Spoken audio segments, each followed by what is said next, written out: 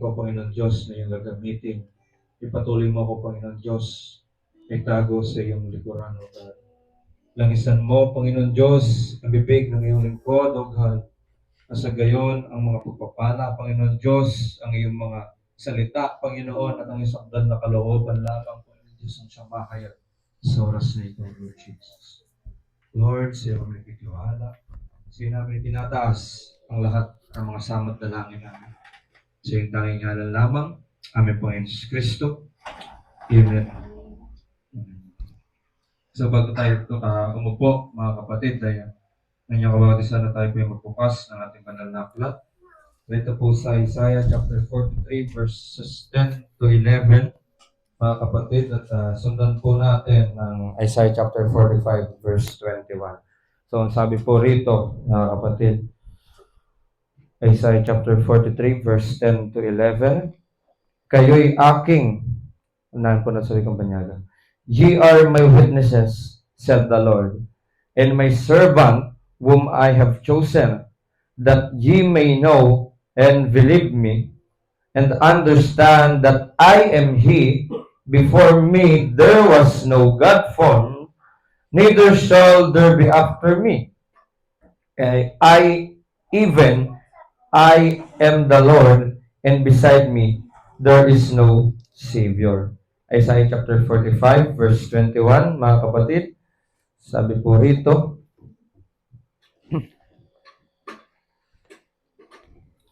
tell ye and bring them near, let them take counsel together, who have declared this from ancient time, who have told it from that time. Have not I the Lord, and there is no God else beside me, a just God and a Savior, there is none beside me. At Diyos po magdagdag ng pagpapala sa pagkabasa ng kanyang mga salita. Tayo po ay malayan ng makakaupo, mga kapatid. Ayan, so nais ko po ulit bumati sa bawat isa ng isa pong mapagpalang umaga sa pangalan ng ating Panginoon Jesus Kristo. Amen. So, kamusta po tayo, mga kapatid? Amen. So, medyo yung panahon medyo nakakantok, mga kapatid. Pero, kailangan nating labanan ang antok, mga kapatid.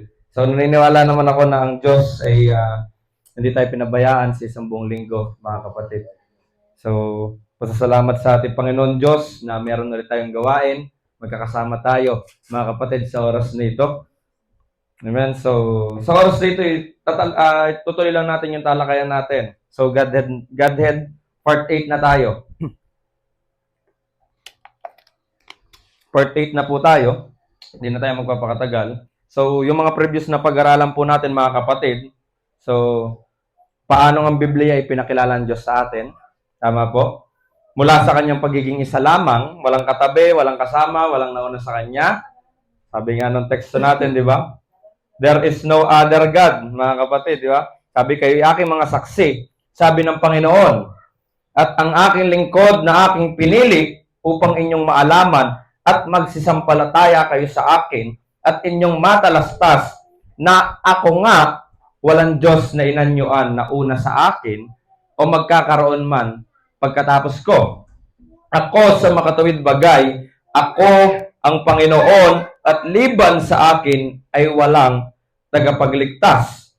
45:21, kayo'y magpahayag at magpasapit. Oo, magsanggunian silang magkakasama. Sinong nagpakilala nito mula ng mga unang panahon? Sinong nagpahayag niyaon ng una? Hindi baga ang Panginoon at walang Diyos liban sa akin, isang ganap na Diyos at tagapagligtas. Walang iba liban sa akin. So, example nun, mga kapatid. So, sa Bible, sabi nga natin, pag naghanap tayo ng scripture about sa pagka-Diyos ng Panginoon, ang lalabas dyan, Holy One lang. Walang Trinity, mga kapatid. Wala tayong mababasa, mga kapatid, na Trinity dyan, kahit ano pang buklat natin dyan. Tulad nung ginamit dito sa talatang ito, Holy One. Isa lang, mga kapatid. So, pinakilala sa atin ng Panginoon, ang kanyang wisdom at power, mga kapatid. Una, espiritu siya, hanggang siya nagkaroon ng tinatawag na laman. Representation, nagkaroon ng buto. Laman, muka, katawan. So, yun yung mga itutuloy natin, mga kapatid. So, nakilang part na rin tayo sa ating subject. So, nais kong alamin, mga kapatid, alam ba natin yung meaning ng God? Amen? Alam po ba natin? Sino po na nakakalam sa inyo? Amen? So, ano ba ang meaning ng God? Kasi madalas tayo nag-a-attend sa church. So, what is the meaning of God? So, kapag sinabi natin God, mga kapatid, it means object of worship. Amen? Pag sinabing Diyos, meaning sinasamba. Tama, mga kapatid? So, hindi naman natin matatawag na Diyos, mga kapatid, ang isang bagay, mga kapatid, o isang tao kung walang sasamba. Tama? Ngayon, sabi ko, kailan nagiging Diyos ang isang tao o bagay? Kapag ito, mga kapatid, ay sinamba. Tandaan po natin yon. Kaya nga, sabi ng Diyos, mga kapatid, mahalaga yung pagsamba sa atin eh. Kaya nga sabi ng Diyos sa Exodus chapter 20 verse 3, mga kapatid, sabi niya doon, Thou shalt have no other gods before me. Utos ng Panginoon. Huwag kang magkakaroon ng ibang Diyos liban sa akin. Sabi ng ating Panginoon Diyos. Bakit sinabi ng Diyos yon, mga kapatid? Amen? Dahil alam ng Diyos na ang tao, mga kapatid, sa panahon ngayon, hindi naman nalingid sa ating kaalaman yan. Anong ginagawa ng mga tao? Bato, sinasamba. Tama? Mga kapatid? Nakakita ng bato, may konting forma, sinamba. Simpleng larawan, sinamba ng tao. Nakita ng kahoy na may korte na sinamba ng tao. Nangyayari ba? Nangyayari, mga kapatid. At tayo ng Diyos ng ganon. Because God is a jealous God. Amen? So sabi nga doon, utos sa Panginoon, huwag ka magkakaroon ng ibang Diyos liban sa akin. Amen? So, ang gagawin pa ng ibang tao, 2 persona, 3 Diyos. Amen? At kung gano'n ang aral nila, paniniwala nila, there is something wrong. May mali, mga kapatid. So, nang pasimula, mga kapatid, ang Diyos, hindi pa siya Diyos.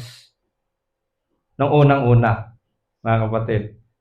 Ang Diyos ay dakilang espiritu. Malamang. Amen? At ang tawag sa kanya noon ay Elohim. Mga kapatid. Elohim, El-Ela. At kapag sinabi nating Elohim, ano ba yung meaning noon? Pag sinabi po nating Elohim, ang kahulugan po noon ay self-existing one. Amen? So, walang pinagmulan, siya ay from eternity to eternity. Mula sa walang hanggan, patungo sa walang hanggan. Ganon siya, mga kapatid. Noong una may isang dakilang espiritu, hindi pa sa Diyos noon, tandaan po natin yon. Bakit hindi pa sa Diyos, mga kapatid? Sapagkat self-existing one. Wala pa siyang ibang kasama. Siya pa lang mag-isa. Wala pang sumasamba sa kanya, mga kapatid. Diba? Hindi mo pwedeng tawagin Diyos ang isang bagay o isang tao, walang sasamba sa kanya. Tandaan po natin yan, mga kapatid. So, tigyan natin, basa tayo ng mensahe ng ating mahal na propeta, mga kapatid. Kung ano ba yung spirit na yun noong una, mga kapatid. So, sabi rito sa kanya pong message na Who is this Melchizedek, 1965, paragraph 57, sabi po rito, His first being was spirit, God supernatural, all right, the great eternal. Sabi rito, ang kanyang unang pagkatao, o yung pinakaunang umiral sa kanya, mga kapatid, ay pagiging espiritu. God is a spirit. Then, second, He began to form Himself towards flesh in a theophany. It's called the Word, a body. So, pangalawa, siya ay espiritu at ang kasunod, mga kapatid, sinimulan niyang hubugin, mga kapatid, ang kanyang sarili patungo sa laman. Amen? At yung laman na yun, tinatawag na theophany. Amen? Ang salita o isang katawan. Kaya pag sinabi po natin theophany, Theo means God. Yung pani, it means body, mga kapatid. Kaya God's body. Malinaw po yun, mga kapatid? Amen? This then is the state he was in when he met Abraham, was called Melchizedek. He was in the form of theophany. Amen? So, ang Panginoon Diyos, mga kapatid, ay nagpakita kay Abraham. At siya ay nasaan yung tao. May katawan siya, may imahe, may laman at buto, mga kapatid. So, kung titignan natin, ang ibang mga mga kapatid, dadaanan natin mamaya, ang ibang bilip ng mga tao, hindi nila ito malunok, mga kapatid. Kasi para sa kanila, si Jesus Christ, naglumitaw lang sa Bethlehem, sa sabsaban, mga kapatid. So, ituloy muna natin to. His first being was Spirit, God, the great, eternal. Ito yung pasimula. Siya ay dakilang espiritu pa lamang. Self-existing one, mga kapatid. At kung babasahin natin ang Isaiah chapter 43 at saka chapter 45, doon po natin makikita yung nakapatungkol sa dakilang espiritong ito. Yung Elohim, hindi po natin yan mababasa sa ating mga Bible. Ito na lang po yung naging katawagan ng dakilang espiritu, mga kapatid. So, sabi nga ng Bible, what is God? John chapter 4 verse 24, siya ay espiritu. Amen? Kaya anong ginawa ng Diyos? Sabi natin propeta, He begin, mga kapatid, to form Himself towards flesh. Kaya gumawa siya ng sarili niyang katawan. Amen? Nagsimula niyang hubugin ang kanyang sariling katawan. Theophany. Ito na po yung John 1:1, yung pasimula, siya ang berbo, at ang berbo ay sumasa Diyos, at ang berbo ay Diyos. Amen? So, pasimula, eternity. Eternal spirit into human form, mga kapatid. So, malinaw po yun, nakakasunod po tayo. Dandaanin po natin, mga kapatid, para mas maano po natin. So, mula sa pagiging eternal, dakilang espiritu, minanifest niya ang kanyang human form. Sa madaling sabi, mga kapatid. The body, visible form of God. So ngayon, nagkaroon ng katawan ng Panginoon. May paa, may kamay, may tenga. Kung ano din yung katawan na meron tayo, mga kapatid. Nakikita natin. So, ano naman yung kasunod niyang ginawa, mga kapatid? So, basa tayo ulit ng quotation natin, Prophet. God's provided way of approach to fellowship, 1960. Sabi po rito, the first thing He made was angelic beings. And they worship Him. They could not fall. So, anong ginawa ng Panginoon? May kamay na siya, may katawan na siya. Gumawa siya ng angelic being. So, anong ginawa niya? Angelic being, mga kapatid. At sinamba ng mga angelic being ang ating Panginoon. So, doon pa lang siya naging Diyos. Amen? Then, He put man in flesh. So, sabi rito, pagkatapos, inilagay niya ang tao sa laman. So, tanda ba natin yung nakaraan, mga kapatid, na bago likhain ng Diyos, nanlilikha ng Diyos si Adan, nauna muna sa spirit form. Sabi ng Thessalonians. Tama? Spirit, soul, body. Likeness, and image. Amen? So, kaya sabi rito, He put man in flesh. Inilagay niya ang tao sa laman. At ano nangyari sa tao? Sabi po rito, He fell by pre-moral agency. Given the right to choose right and wrong. Nahulog ang tao, mga kapatid, dahil ang Panginoon Diyos ay binigyan ng kalayaan ang bawat isa sa atin na magpasya, mga kapatid.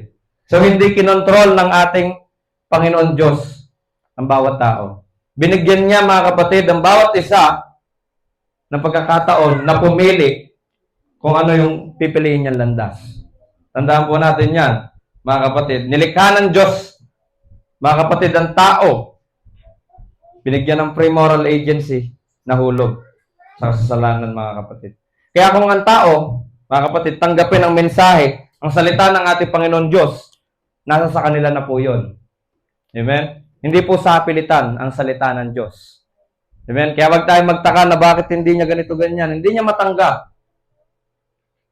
Pinipili niyang hindi tanggapin. Amen? Kung tatalima ka sa Panginoon, mga kapatid, mamuhay ka, lumakad ka sa salita ng ating Panginoon Diyos sa pamamagitan ng kanyang salita. Amen? Praise the Lord. Nasa sa'yo yun. Desisyon mo yun, mga kapatid. Pero kung hindi ka tumaliwas ka sa salita ng ating Panginoon, mamuhay ka ng kontra sa salita ng ating Panginoon Diyos, mga kapatid. Nasa sa'yo rin yun. Tandaan natin yun, mga kapatid. Ang Diyos ay binigyan tayo ng kalayaan, mga kapatid. Kaya kung ano man ang kahihinat na natin pagdating ng panahon, kung saan man tayo tutungo, desisyon natin yun. Amen? Mabigat, mga kapatid. Pero totoo. Wala tayong ibang pwede sisihin. Amen? Kung di ka sumunod sa Panginoon, alam mo na yun. Kung makikita ka dyan ng kahinaan, hindi ka magpatuloy sa paligid mo, sa'yo na rin yun. Kung titigil ka o magpapatuloy ka, mga kapatid.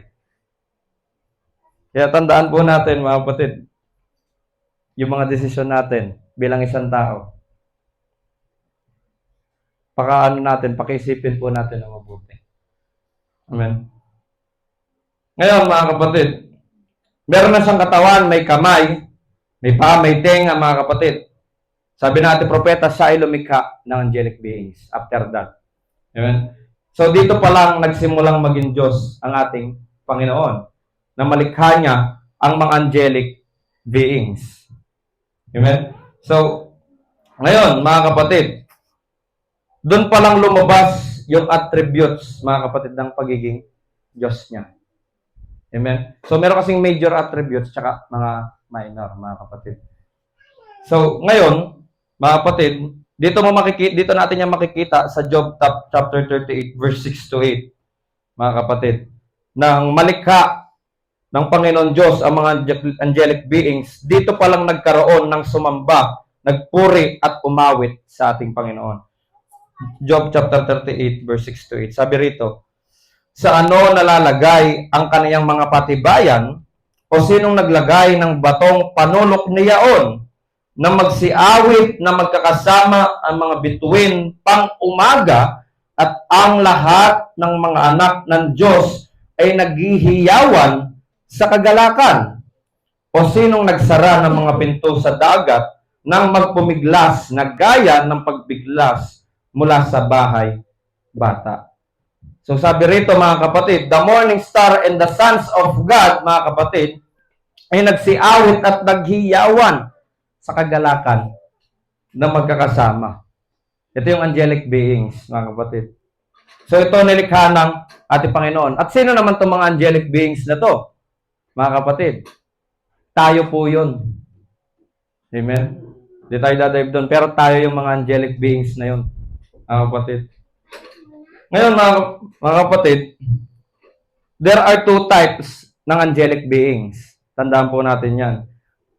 So, may capital A at small letter A, angelic beings. Kapag capital A, mga kapatid, ito ay tumutukoy sa archangel, cherubim, seraphims, yung mga nasa isip natin, anghel. At pag sinabi naman, mga kapatid, na small letter, ito yung tinatawag dun sa na binasa po natin na sons of God and morning stars, mga kapatid. At tayo yon. Di tayo dadive doon. Ibang topic to, mga kapatid. Dadala lang po tayo doon. Ngayon, bago maging Diyos ang dakilang espiritu, kailangan muna may sasamba sa Kanya. Gumawa siya ng katawan, nilikha niya ang tao. Maliwanag po sa atin, mga kapatid. Ngayon, i-connect natin yung mga napag-aralan natin nung mga nakaraan. So, Colossians chapter 1, verse 16 to 17, sabi rito sa Tagalog na lang, sapagkat sa Kanya nilalang ang lahat ng mga bagay sa sangkalangitan at sa sangkalupaan ng mga bagay na nakikita at mga bagay na di nakikita, maging mga luklukan o mga pagsako o mga pamunaan o mga kapangyarihan, lahat ng mga bagay ay nilalang sa pamamagitan niya at ukol sa kaniya. Amen? At siya'y una sa lahat ng mga bagay at ang lahat ng mga bagay ay nangabubuhay dahil sa kaniya. So, sa ibang mga tao, sabi nga po natin kanina, ang kanilang interpretasyon ay naipanganak si Kristo sa Bethlehem. At doon lang talaga siya lumitaw. Yan lang talaga yung unang pag-exist niya, mga kapatid. So, tama naman mga kapatid, na pinanganak yung tinatawag na unod at buod ng ating Panginoon doon. Ngunit, mga kapatid, sabi ng Bible sa ating binasa, napakalinaw, bago pa nilikha ang langit at lupa, naroon na siya. Amen? Malinaw po ba yun, mga kapatid? He is before all things, sabi sa verse 17. So, sino yung He na tinutukoy? Kung itataas niyo sa verse 13, ang sabi ron, na siyang nagligtas sa atin sa kapangyarihan ng kadiliman at naglipat sa atin sa kaharian ng anak ng kanyang pag-ibig. Tumutukoy sa Son. Sinong Son? Si Jesus Christ. So, Jesus Christ, mga kapatid, ay naroon na bago pa itatag ang buong sanglibutan ito. Amen? Sa iba, hindi nila ma-absorb yung kapag sinabi mo sa kanila. Sa barkada ko lang, mga kapatid, na-share ko yan paulit-ulit. Hindi talaga kami magtagpo. Hindi kami magpanagpo, mga kapatid. Bakit? Dahil iba yung kapahayagan niya na meron siya. At ayaw niyang bitawan yun. Kahit hindi na nababasa sa salita ng Diyos, yung pa rin. Pinaniniwalaan niya. Basahan mo ng verse to verse, mga kapatid. Bakit? Hindi matanggap kasi nga hindi para sa kanila ang mensahe na ito. Sabi na di ba? Napapag-aralan natin ng nakaraan. So, ang tinukoy doon na Son, si Kristo. At base po yun sa mga binasa natin, mga kapatid. Siya yung John 1:1, the Word, the Logos, the Theophany. At siya rin yung sinabi ng Proverbs chapter 8 na kanyang karunungan at kapangyarihan. Hindi ko na babasahin, medyo mahaba. Proverbs chapter 8, 22 to 31 po yun. Basahin nyo na sa ano. So, wisdom and power of God. At tinukoy din naman sa Corinthians, napakalinaw kung sino yung power and wisdom. 1 Corinthians chapter 1, verse 24. Sabi po rito, ngunit sa kanila na mga tinawag, maging mga Hudyo at mga Griego, si Kristo ang kapangyarihan ng Diyos at ang karunungan ng Diyos. Tinukoy. Tinumbok. Mga kapatid.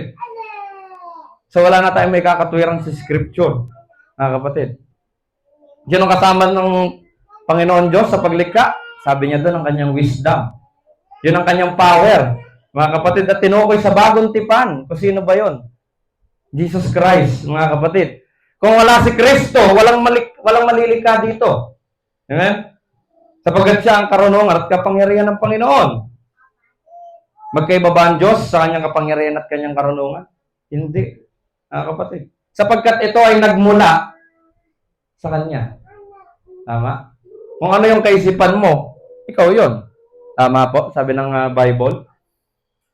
Kaya ngayon, mga kapatid, hindi po katulad ng sinasabi ng ibang tao na ginagawa din nila yung pagliliteral nila sa salita ng ating Panginoon.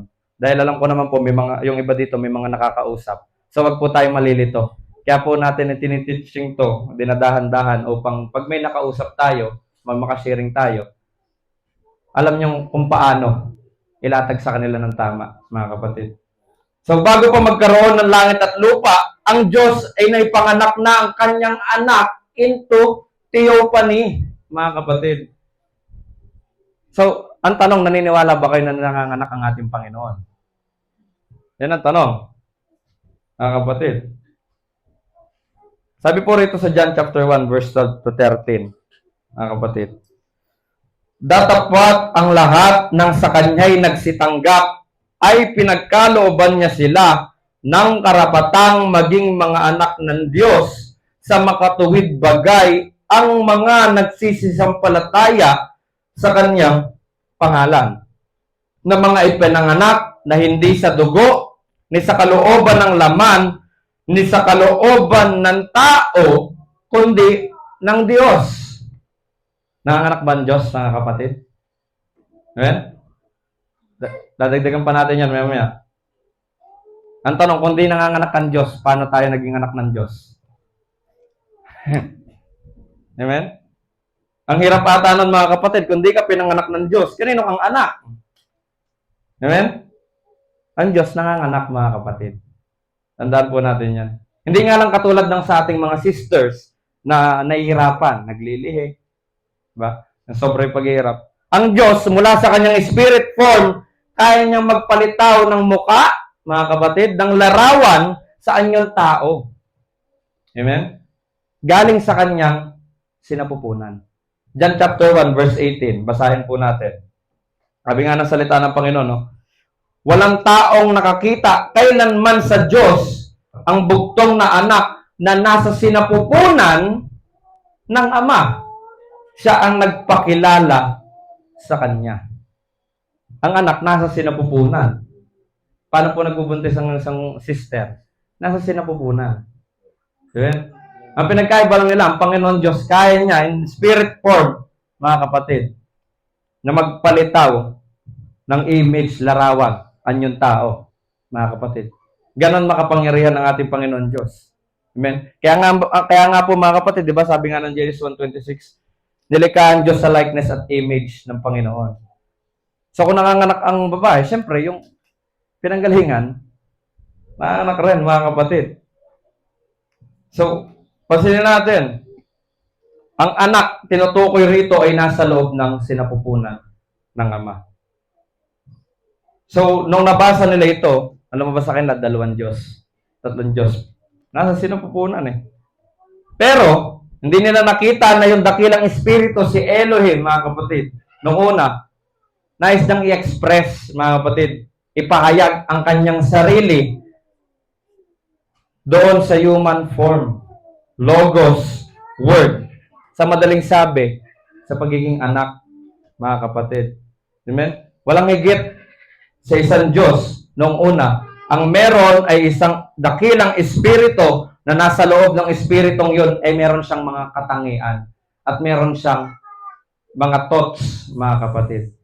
Amen? So, ano ba yung katangian na yun? Yung tatlong mga kapatid, Father, Son, and Holy Spirit. Amen?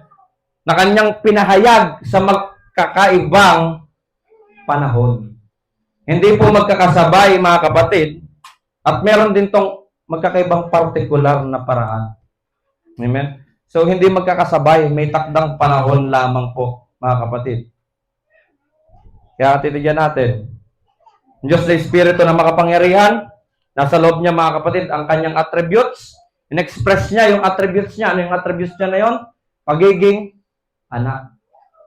At yung anak na yun, mga kapatid, may katawan. Bakit may katawan? Dahil may rason, mga kapatid. Yeah? Kukunik natin ng konti. Yung katawan na yun, mga kapatid, may kaugnayan din naman sa ating kaligtasan. Tama po? Amen? So, kanyang in-express ang kanyang katangian bilang anak. Amen? Inilabas niya ang kanyang anyo, ang kanyang katawan, mga kapatid. Siya ay nagsalita at nalalang ang buong sanlibutan. Ang mundong ito, ginagalawan natin, mga kapatid. Dahil kung hindi naman kay Kristo, mga kapatid, hindi nagsalita si Kristo, mga kapatid, and God said, walang malilikha, mga kapatid. So, hindi natin maaari na paghiwalayin si Kristo at ang Diyos. Tulad ng ginagawa ng iba, mga kapatid. In-express niya lang ang kanyang sarili into human form. At walang imposible sa Panginoon. That's how powerful God is, mga kapatid. Hindi natin pwedeng limitahan ang ating Panginoon Diyos. Amen? Kaya niyang ipahayag ang kanyang sarili sa anyong tao, sa burning bush, at sa marami pang anyo. Mga kapatid. Maraming anyo ang pinakilala ng ating Panginoon Diyos sa atin. Kung babasahin po natin ang Bible. Pero it's always one God, mga kapatid. So, mas kumonekta po ba yung napag-aralan natin noong nakaraan? Nagmano po, mga kapatid. So, Sa susunod po, tatalakayan na natin yung yung 3 attributes, mga kapatid, yung 3 major attributes ng ating Panginoon Diyos. So, time check 9:35 na. So, pansamantala po natin puputulin. At ang bawat isa po naman ay may natutunan. Sorry sa ito, mga kapatid. Amen? So, to God be praise, to God be all the glory, mga kapatid. Tayo po ay darako na sa ating pong pagpupuri sa ating Panginoon Diyos. Tayo po ay tumayo.